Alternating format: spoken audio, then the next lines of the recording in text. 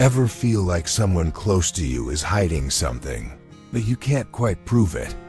What if the biggest lies in your life aren't from strangers, but from the people you love the most? And here's the harsh truth. The red flags were always there, you just chose not to see them. Let's be honest, people lie way more than we'd like to admit. And the scary part? It's not just random strangers or distant acquaintances. Sometimes, the people spinning lies are the ones we eat with, laugh with, even share our secrets with. A friend, a partner, a family member. We all like to believe we're good at spotting deception, that we'd know if someone was lying to us. But more often than not, we ignore the subtle signs. Not because we're blind to them, but because we want to trust. We want to believe the people around us are honest. I've been there too. I used to think I had a solid radar for character until I learned someone I deeply trusted had been lying straight to my face. For months, looking back, the signs weren't hidden. They were right there in plain sight. The shift in tone when I asked certain questions. The overly detailed stories that didn't quite add up. The sudden irritation when I got too close to the truth, but I brushed it off. Told myself it was just stress, or maybe I was being overly sensitive. I didn't want to believe something was wrong. That's the danger. Our desire for peace can blind us to the quiet chaos unfolding beneath the surface. Here's a truth most people avoid. Lies don't always come in loud, dramatic confessions. More often, they come cloaked in casual conversations and small behavioral shifts. And once you realize that, you start seeing everything differently. So if you're ready to stop looking the other way and finally confront what's really happening behind those carefully chosen words, let's dive into the undeniable signs someone is lying to you. We'll start with one that's surprisingly common. The person who always changes the subject the second things get too real. So, when someone keeps dodging the truth by shifting the topic, it's not just about avoiding discomfort. It's about avoiding accountability. And that's where we need to draw the line. Don't let people change the subject to avoid the hard stuff. Calling it out doesn't mean you're trying to start a fight. It means you're standing up for clarity. Because if someone truly respects you, they'll stay in the conversation, even when it's tough. Especially when it's tough. And if they won't, then maybe it's time to ask yourself a hard question. What kind of relationship are you actually investing in? Because no matter how uncomfortable the truth is, it will always be more valuable than any well-packaged lie. Lies can hold a relationship together for a while, but truth is what gives it strength. Number 2, listen to understand, not just to respond. Now, let's talk about something that seems small, but speaks volumes: how we listen. Listening, it sounds so simple, but it's one of the most underrated and overlooked parts of human connection. True listening has the power to make someone feel seen, valued, and safe. Yet most of us don't really do it. We don't listen to understand. We listen to reply. You know the feeling, right? Someone's talking to you, but instead of soaking in their words, your brain is racing to build your next response. You're nodding, maybe making eye contact, but inside, you're not truly present. You're rehearsing, planning, judging. I've done it too. Sat in a conversation, pretending to be engaged, but really just waiting for my turn to talk. And the truth is, people can tell, they feel it. That invisible wall goes up, and suddenly, the connection is gone. That's not communication. That's performance. Real charm, real connection comes when you quiet your inner voice and make room for someone else's. When you listen not to fix, Not to impress, but simply to understand, something shifts. You give the other person space to open up without fear of judgment or interruption. I remember one time I was chatting with a colleague who was clearly having a rough week. My instinct? Jump in, fix it, offer advice. But something told me to hold back, so I just listened. No clever comments. No, have you tried this? Just full attention. Silent presence. And something amazing happened. They kept opening up. By the end, they looked at me and said, "I've never felt so heard." That moment changed how I view conversations. Because sometimes the most powerful thing you can say is nothing at all. So yes, deep connection begins with listening. To understand, not to respond. But what happens when someone doesn't want to be understood at all? #3. Getting defensive without cause. Ever ask a simple, innocent question and suddenly get hit with an emotional explosion? You're just casually asking, "Hey, did you eat the last slice of pizza?" And boom, they act like you accused them of stealing a national secret. Instead of a simple yes or no, they spiral into a dramatic rant. Why would you think I'd do that? I would never. You always assume the worst of me. Sound familiar? That kind of over-the-top reaction to a harmless question is what we call getting defensive without cause. And it's a giant, flashing red flag that says, I might be hiding something. Let me share a quick story. I was once part of a group project, and one of my teammates started acting strangely anytime I asked about his progress. I wasn't accusing him of anything, I just asked, "Hey, how's your part of the report coming along?" Seems like a fair question, right? But instead of answering, he jumped straight into defense mode. "Why are you always checking on me? I'm not slacking, I've been working hard." Meanwhile, during our meetings, this guy spent most of his time scrolling through his phone and zoning out. It didn't take long for the truth to come out. He had barely done any of the work and was just trying to cover his tracks. Here's the uncomfortable truth.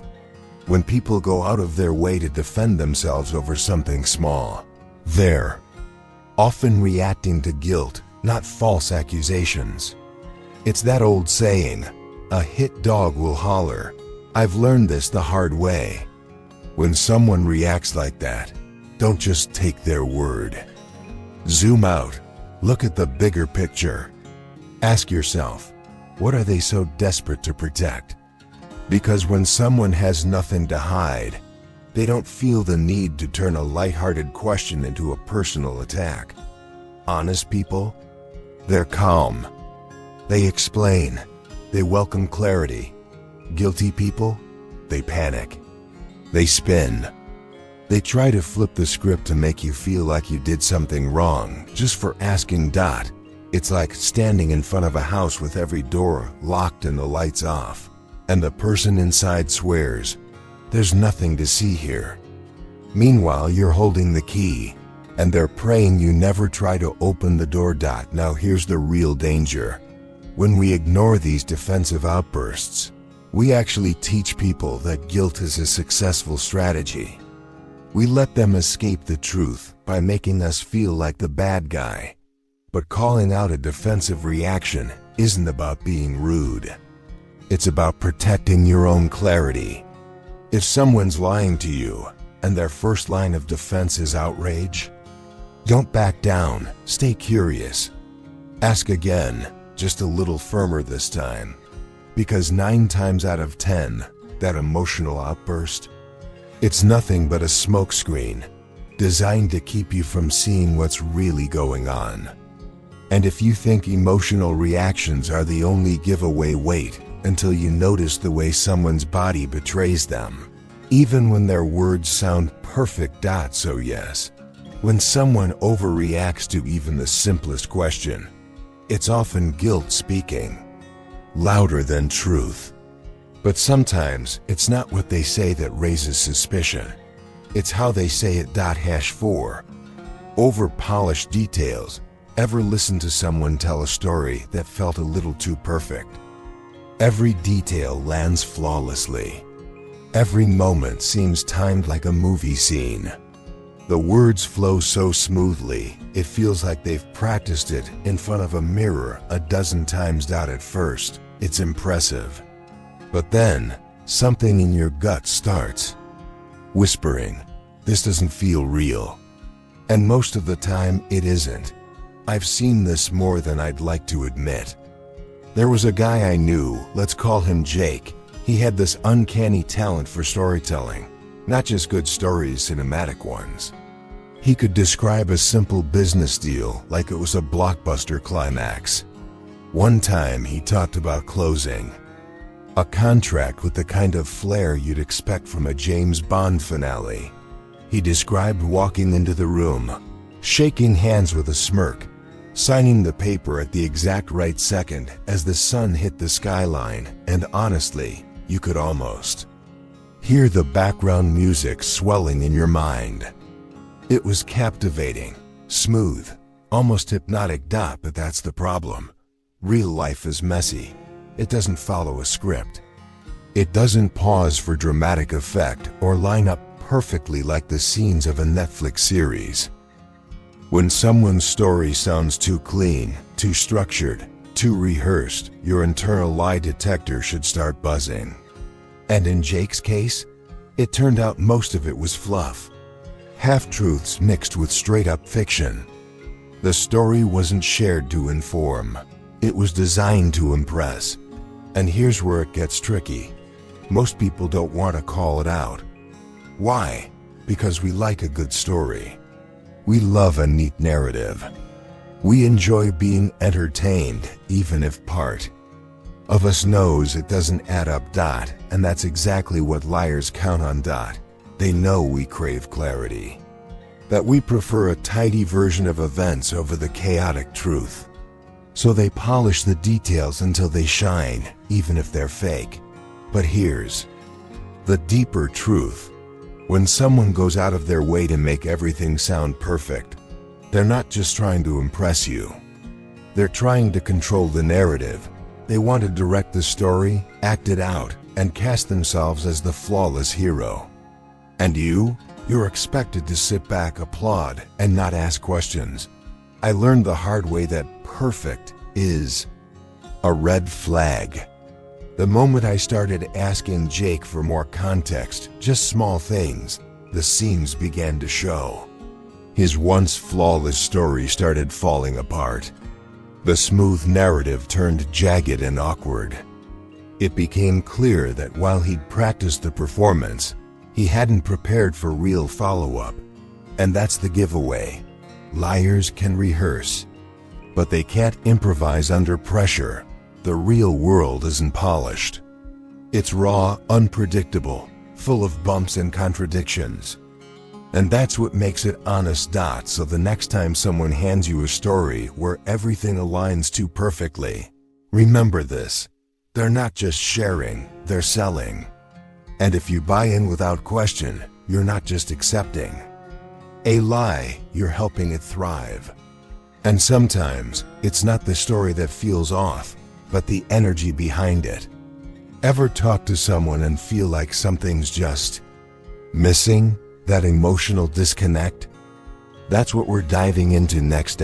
So when someone offers you a story that's just a little too perfect, don't just applaud. Pause. Because if they're hiding the mess, they're probably hiding the truth too. #5. Body turned away from. Have you ever been talking to someone face to face and noticed that their body is angled slightly away from you? Their words say, "I'm here, I'm listening," but their body says, "I'd rather be anywhere else." It might seem like a small detail, but body language like that is rarely accidental. It's one of those subtle, almost invisible cues that most people overlook, but once you start paying attention, it speaks louder than words ever could. Let me tell you a story. I had a friend who would do this all the time. Every time our conversation got a little deeper, a little more vulnerable, he'd slowly start to shift in his seat. At first, I brushed it off. Thought maybe it was just the way he sat, or maybe he had back pain. But then I started noticing the pattern. The moment things got personal, when the topic turned uncomfortable, his body would inch away, just slightly. His feet would point toward the door. His shoulders would turn ever so slightly to the side. It was like his whole body was trying to physically exit the conversation, while his mouth kept talking. And here's the thing, I didn't need a psychology degree to realize something wasn't right. Eventually, I learned he had been hiding a few things. Not massive betrayals, but still important truths he wasn't ready to admit. And his body had been confessing it all along, even while his words tried to cover it up. This brings us to a controversial truth. People underestimate body language. They think it's irrelevant, or that reading into it means you're overthinking. But the truth is, your body will betray you long before your voice does. When someone physically turns away from you in the middle of a conversation, especially when the topic is uncomfortable, it's not just about posture. It's their subconscious trying to protect them from exposure, from being truly seen, from facing reality. The worst part? Most of us ignore these signs. We rationalize. Maybe they're just fidgeting. Maybe it's nothing. But deep down we know. If someone is shifting away from you, emotionally and physically, something is off. It might not be a full-blown lie, but it is a form of avoidance. And the more they do it, the more distance they create mentally, emotionally, and yes, physically. Used to doubt myself when I picked up on things like this. Maybe I'm just imagining it, I'd think. But time and time again, it proved true. That subtle body shift, it almost always revealed that the person wasn't comfortable with the truth of the moment. They weren't just restless. They were retreating. The deeper message here is this. When someone turns away from you, especially during a vulnerable or difficult moment, it's often a defense mechanism. Not against you, but against the truth they don't want to face. It's like they're hoping that by physically creating space, they can also emotionally shield themselves from being exposed. But here's what I've learned: body language doesn't lie. It's raw, unfiltered, and it often reveals what the mouth is too afraid to say. So next time you're talking with someone and notice their body turning slightly away, don't ignore it. It may feel awkward to acknowledge and even harder to confront, but that small shift might be the clue that it's time to ask the question they don't want to answer. And if the body speaks first, the eyes are even more revealing. Because sometimes it's not the words or posture, it's what someone won't look at that gives everything away. So when someone's body starts pulling away mid-conversation, it's often their way of silently retreating from the truth. But what happens when their escape route isn't physical, but emotional? Number 6. Laughing off serious topics. Have you ever tried to talk to someone about something serious, something that really matters to you, and they just laugh? Not a joyful laugh. Not a laugh from relief or connection. I'm talking about that awkward chuckle. The one that brushes off your concern like it's nothing. You're opening up, being real, and they hide behind a joke. At first, it might seem harmless, maybe even charming. They're just keeping things light, right? But over time, you start to realize this isn't about humor. It's about avoidance. Let me tell you something personal. I was in a relationship where I tried to open up, to have honest, meaningful conversations. I'd say things like, "Hey, I feel like we've been disconnected lately." And the reply?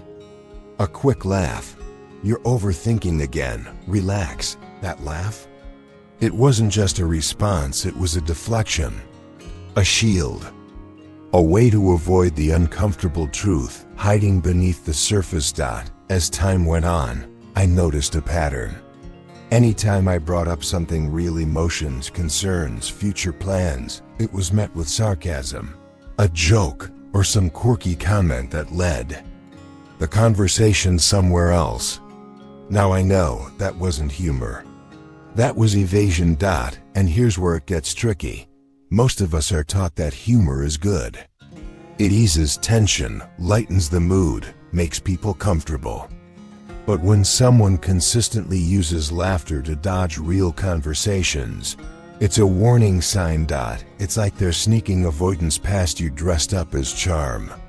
They make you feel like you're the one being too intense. Like you're the one ruining the vibe by asking something real. But let's be honest, some conversations should be heavy.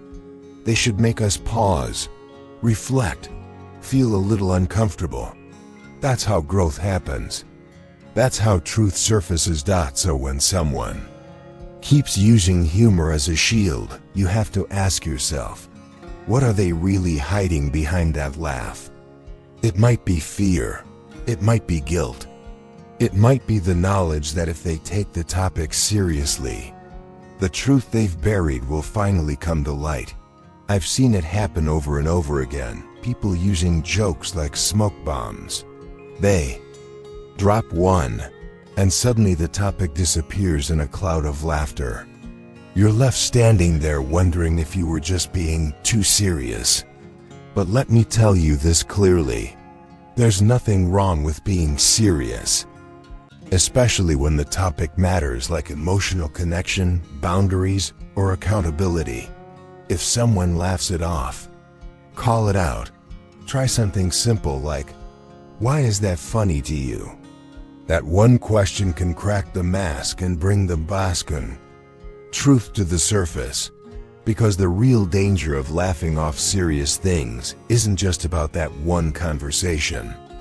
It's about what never gets said, what never gets resolved, what keeps piling up under the rug until the relationship cracks from everything left unsaid. Here's the truth. Honesty isn't always pretty. It's not always easy. And it's definitely not always funny. So if someone can't take serious things seriously, maybe it's time to ask what else they're not taking seriously like you. But even when people try to laugh things off, sometimes their discomfort shows up in a different way through their timing. Let's talk about the next red flag. Delayed reactions. So when someone keeps laughing off serious conversations, what they're really doing is sidestepping connection. And you can't build trust on avoidance. 7. Vagueness when pressed for specifics. Have you ever asked someone a simple, direct question, and suddenly they turn into a poet? Lots of words, plenty of emotion, but zero actual information. You press them for real answers, dates, names, facts, and they respond with a foggy cloud of abstract phrases and vague excitement. It's like trying to read a map that keeps changing while you're holding it. Sound familiar? This kind of response isn't just frustrating, it's a major red flag. Because when someone can't or won't give you straight answers, they're probably not being honest. Let me give you an example from my own life. I once had a coworker who was always talking big. He'd constantly brag about major deals he was working on. Big projects, big clients, big future. But every time someone asked for details like which company or how far along is the contract, his answers would float away into thin air. He'd say things like, we're in early conversations, it's really exciting stuff. Can't say too much right now, but it's going to be huge. And weeks would go by. Still no updates. Same vague answers. Eventually, the truth came out. There were no deals. Half of what he'd said was completely made up. The other half? embellished to the point of fiction. He wasn't just being private. He was bluffing, counting on us not digging deeper. And that brings us to a harsh reality. When someone consistently gets vague the moment you ask for details, they're not just being secretive. They're probably lying.